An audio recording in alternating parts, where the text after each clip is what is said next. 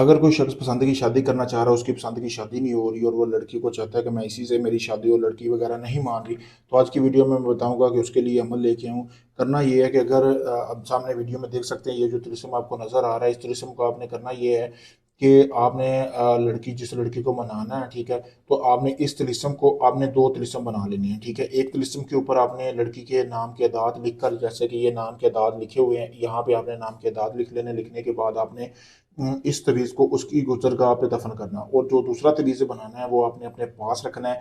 3 दिन का ये अमल है। 3 दिन के अंदर अंदर, यानी कि वो लड़की रोज़ ऐसी जगह पे दफनाना है जहाँ से वो लड़की रोज़ गुजरे।